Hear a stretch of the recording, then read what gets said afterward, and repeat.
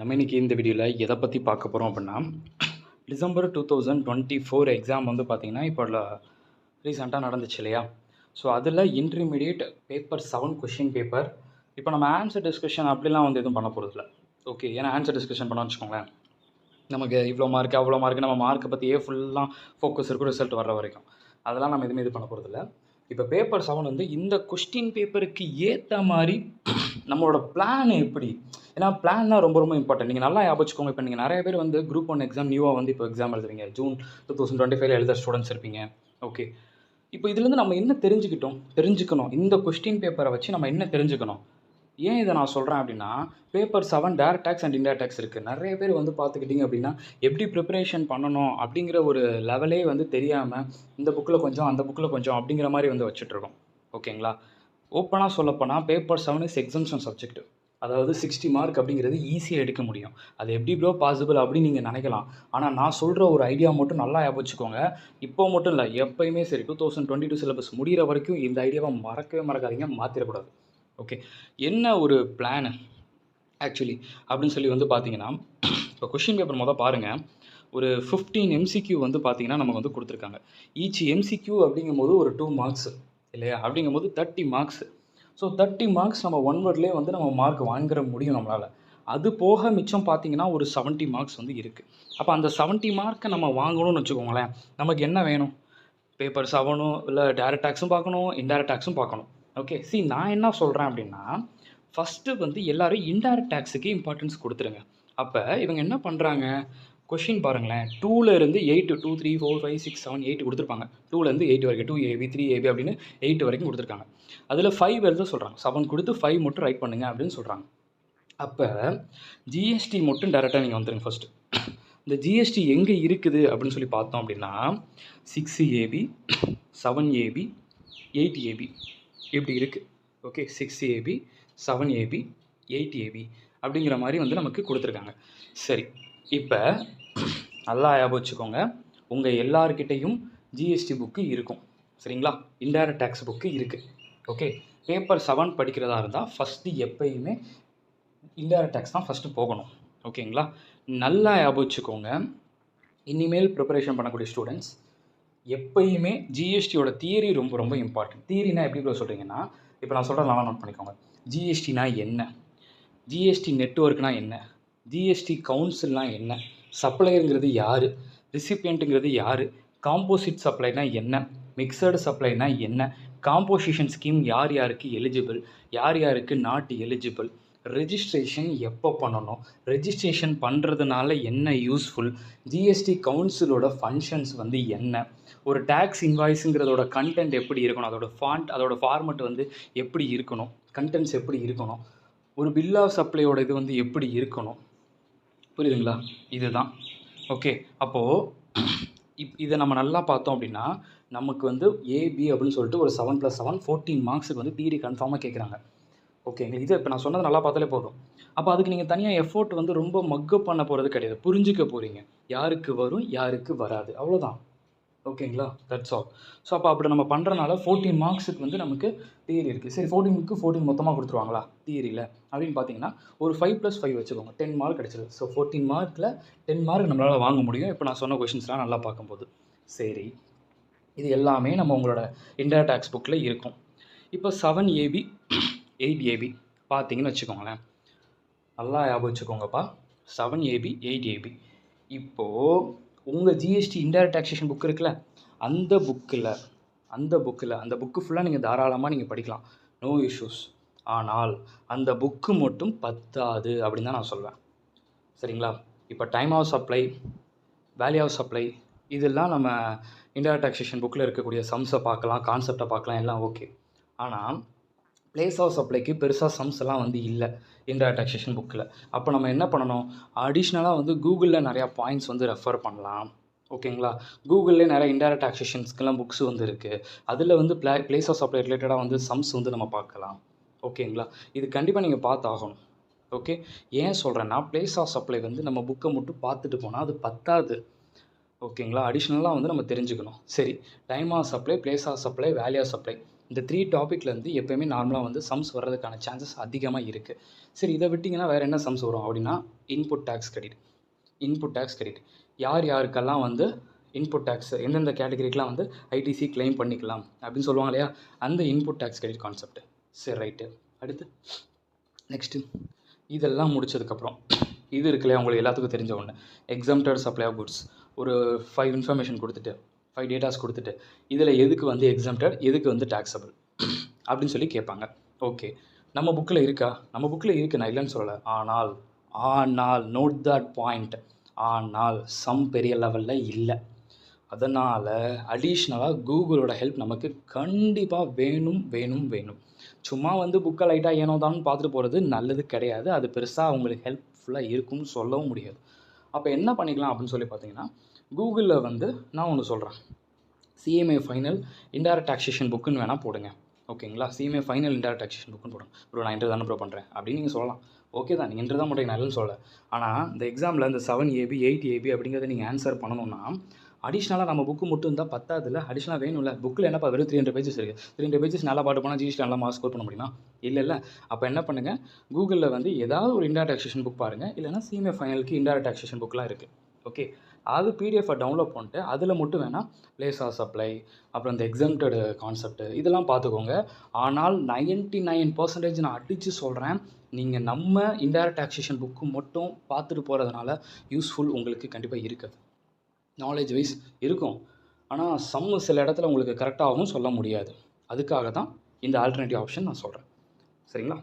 சரி, time of supply, place of supply, value of supply, ITC, அப்புறம் இந்த exempted concept முடிஞ்சா?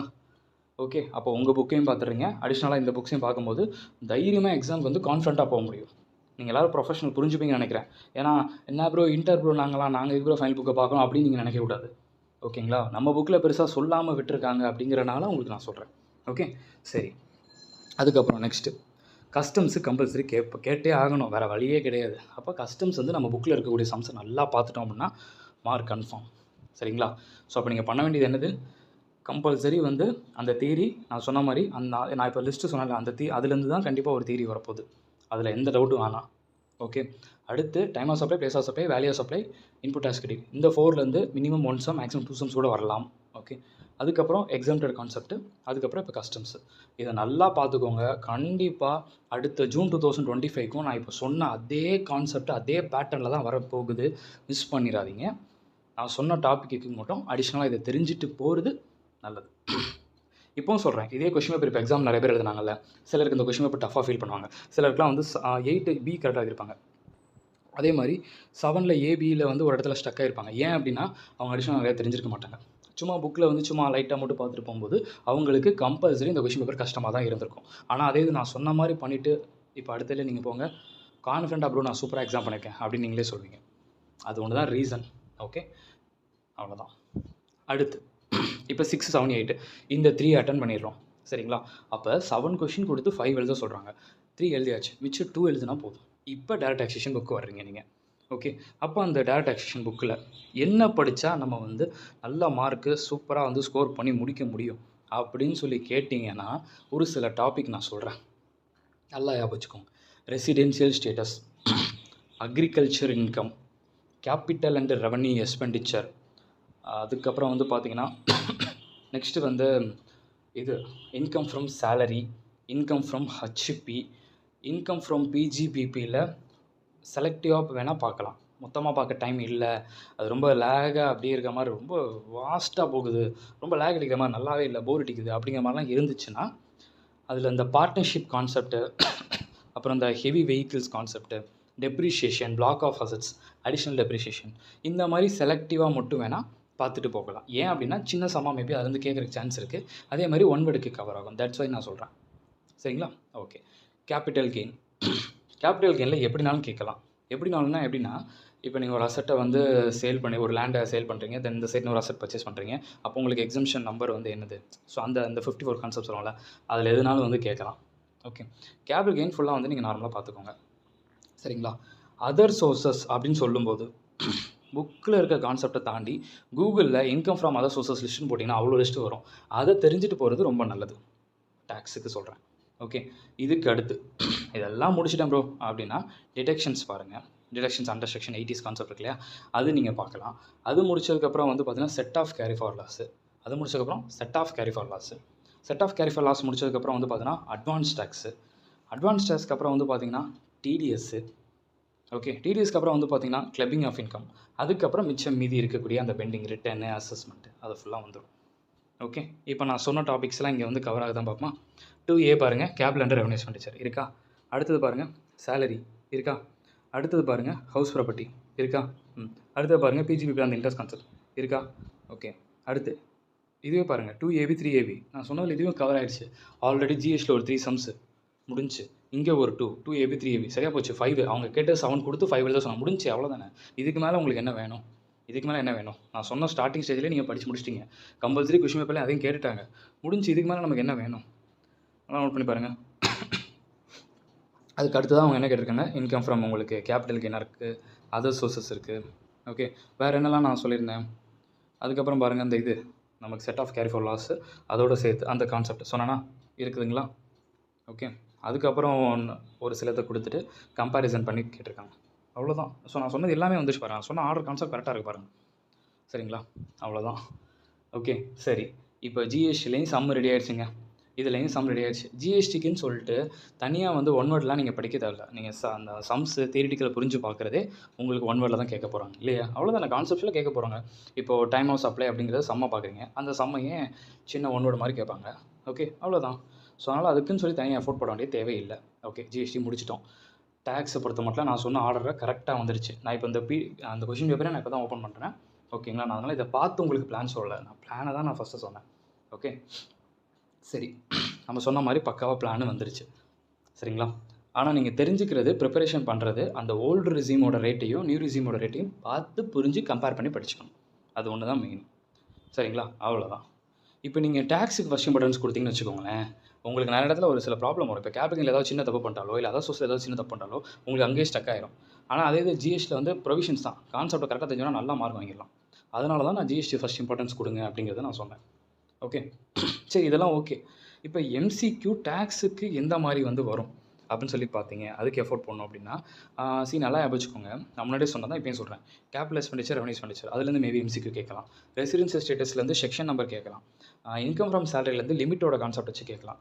இன்கம் ஃப்ரம் ஹச்பிலேருந்து லிமிட் கான்செப்ட் கேட்கலாம். இல்லை ஸ்டாண்டர்ட் அண்ட் ஆக்சுவல் இதை கம்பேர் பண்ணுவீங்க, என்ன பண்ணுவீங்க அப்படின்னு சொல்லி கேட்கலாம். இன்கம் ஃப்ரம் பிஜிபிலேருந்து கேட்குறாங்கன்னா டெப்ரிஷியேஷன் ரேட் ஏதாவது ஒன்று கேட்பாங்க. Okay, income from capital gain கேட்குறாங்கன்னா இது ஷார்ட் டேர்மா, இது லாங் டேர்மா, எப்போ இது ஷார்ட் டேர்ம், எப்போ இது லாங் டேர்ம், இது எவ்வளோ மந்த்ஸ் கான்செப்ட், 36 or 24 அந்த கான்செப்ட் கொடுப்பாங்க. அதுக்கடுத்து வந்து பார்த்துக்கிட்டிங்கன்னா அதர் சோர்ஸஸ் அப்படிங்கும் போது வந்து பார்த்திங்கன்னா சும்மா ரேண்டமாக ஒன்று கொடுத்துட்டு இதுக்கு என்ன லிமிட் அப்படிங்கிற மாதிரி வந்து கேட்பாங்க. Okay, set off carry for லாஸஸில் வந்து எப்படி கொஷின் கேட்பாங்க, இந்த லாஸை இதோட அட்ஜஸ்ட்மெண்ட் பண்ண முடியுமா அப்படின்னு சொல்லி கொஷின் கேட்பாங்க. ஓகே, ரிட்டர்னுக்கெலாம் வந்து பார்த்தீங்கன்னா செக்ஷன் நம்பரோட டியூ ரேட்டே கேட்பாங்க. ரிட்டர்ன் அசஸ்மெண்ட்டுக்கெலாம் செக்ஷன் நம்பர், டியூ ரேட்ஸ் இந்த மாதிரி கான்செப்ட் வந்து போயிடும். அட்வான்ஸ் டேக்ஸுக்கும் அதே தான். பர்சன்டேஜ் வந்து கேட்குறதுக்கான சான்சஸ் அப்படிங்கிறது வந்து நமக்கு இருக்குது. ஓகே, ஸோ இப்போ எல்லாமே நீங்கள் நோட் பண்ணி அடுத்து டிடிஎஸ். டிடிஎஸ் வந்து மெயினாக நமக்கு வந்து கம்பல்சரி ஒன் வேர்ட் அப்படிங்கிறது வந்துட போகுது இல்லையா. ஓகே, இப்போ பாருங்கள், நம்ம பார்த்தது எல்லாமே இங்கே இருக்கும் பாருங்களேன். நீங்கள் ஒன் வேர்டுக்குன்னு சொல்லி தனியாக எஃபோர்ட் போட வேண்டிய வேலை இல்லைன்னு நான் சொல்ல வரேன். டேக்ஸுக்கும் ஜிஎஸ்டிக்கும் நீங்கள் தனியாக எஃபோர்ட் போட வேண்டிய ஒர்க்கே கிடையாது. எப்படி கேட்பாங்கிறத நான் சொல்லிட்டேன். இப்படி தான் ஒன்னோட இருக்கும், இந்த டாப்பிக்கில் இந்த மாதிரி கேட்பாங்க அப்படிங்கிறத நான் சொல்லிட்டேன். நீங்கள் நல்லா பாருங்கள். கிளப்பிங் இன்கம் ஓகே, சம் பார்த்துட்டிங்க அப்படின்னா அந்த ஃபர்ஸ்ட் ஒன்னோட ஆன்சர் பண்ணிடலாம். அடுத்து லாஸ்ட் பார்ட்னர்ஷிப்பு உங்களுக்கே தெரியும். அந்த கம்பேரிசன் பண்ணுவோம்ல 1,50,000 ஆர் 90% புக் ப்ராஃபிட் அந்த கான்செப்ட் அது இதெல்லாம் ஏதோ பண்ணுவீங்க இல்லையா. ஸோ அதுக்கப்புறம் income from sapling agriculture income concept கேட்டிருக்காங்க. 54 யார் யாருக்குன்னு கேட்டிருக்காங்க. 5 6 அவ்வளோதான், முடிஞ்சு பாருங்கள். அடுத்து ஃபுல்லாக உங்களுக்கு பாருங்கள் ஜிஎஸ்டி வந்துருச்சு. ஸோ அப்போ நீங்கள் இதில் கஷ்டப்பட வேண்டியது இருந்துச்சா? ப்ராக்டிக்கலாக யூஸ் பாருங்கள், ஒன்றுமே இல்லைங்க. 15 ஒன்வர்ட்ஸில் கிட்டத்தட்ட ஒரு 8 ஒன்வர்ட்ஸ் டேக்ஸுக்கு போயிடுச்சுன்னா 7 ஒன்வர்ட்ஸ் ஜிஎஸ்டிக்கு வந்துட போகுது. அவ்வளோதான். நீங்கள் கஷ்டப்பட வேண்டியது எஃபோர்ட் தேவையே இல்லைன்னு நான் சொல்ல வரேன். ஸ்மார்ட்டாக படிச்சிட்டோம்னா முடிஞ்ச டக்கு நம்மளோட மார்க் வந்துடும். இந்த பிளானை எக்ஸிக்யூட் பண்ணுங்கள், கரெக்டாக இருக்கும். இந்த ஆர்டரில் படிங்க. சும்மா இதில் கொஞ்சம் எடுத்தேன் அதில் கொஞ்சம் எடுத்தேன், நோ யூஸ், சிம்பிளி வேஸ்ட் அப்படின்னு தான் நான் சொல்வேன். இப்போ நான் சொன்னதை நல்லா ஞாபகிச்சிருப்பீங்க. இந்த டாப்பிக்கில் இப்படி தான் ஒன் வேர்டு கேட்பாங்க அப்படின்னு நான் சொல்லியிருப்பேன். அதை நல்லா ஞாபகிச்சுக்கும். அதுக்கேற்ற மாதிரி பிளானை பண்ணுங்கள். நெக்ஸ்ட் ஜூன் 2025 கண்டிப்பாக நீங்கள் 75 மார்க் மேலே கூட நீங்கள் எடுப்பீங்க இந்த பிளான் எக்ஸிக்யூட் பண்ணிங்கன்னா. ப்ராக்டிக்கலாக யோசிச்சு பாருங்கள். 15 into 2 வச்சாலே 30 மார்க்ஸ் ஆச்சு. அங்கங்கே நீங்கள் வந்து நல்லா பார்த்துக்கிட்டீங்க, இதுவே 30 மார்க்ஸ் ஆயிடுச்சு. சம்ஸ் பாருங்கள், 2AB 3AB எல்லாமே டக்கு டக்குன்னு ஃபுல் மார்க்ஸ் வாங்கிட்டிங்கன்னா கூட அது வந்து உங்களுக்கு எப்படி 28 மார்க்ஸ் ஆச்சு. ஜிஎஸ்டி ஒரு 20 மார்க்ஸ் வாங்கிட்டா கூட என்ன ரேஞ்ச் வந்துருச்சு அப்படிங்கிறது உங்களுக்கே தெரிஞ்சிருக்கும். அதுக்கு மேலே நான் சொல்லணும் அவசியம் கிடையாது. நல்லா படிச்சிருந்தோம், பக்காவாக பண்ணிட்டோம் அப்படின்னா அவ்வளோதான். ஓகே. ஸோ இதே மாதிரி இப்போது நான் டேக்ஸுக்கு நான் சொல்லியிருக்கேன். இதே மாதிரி உங்களுக்கு எல்லா சப்ஜெக்ட்ஸ்க்கும் இதை கம்பேர் பண்ணி ஒரு பக்காவான ஒரு ஆர்டரில் ஒரு பிளான் எங்களுக்கு ஜூன் 2025க்கு வேணும் அப்படின்னு நீங்கள் நினச்சிங்கன்னா மறந்துடாமல் கமெண்ட் பண்ணுங்கள். கண்டிப்பாக நான் நெக்ஸ்ட்டு வந்து அதையும் அதுக்கேற்ற மாதிரி நீங்கள் என்ன பண்ணணும் அப்படிங்கிற ஒரு பிளானையும் நான் சொல்கிறேன். ஓகே, பார்க்கலாம்.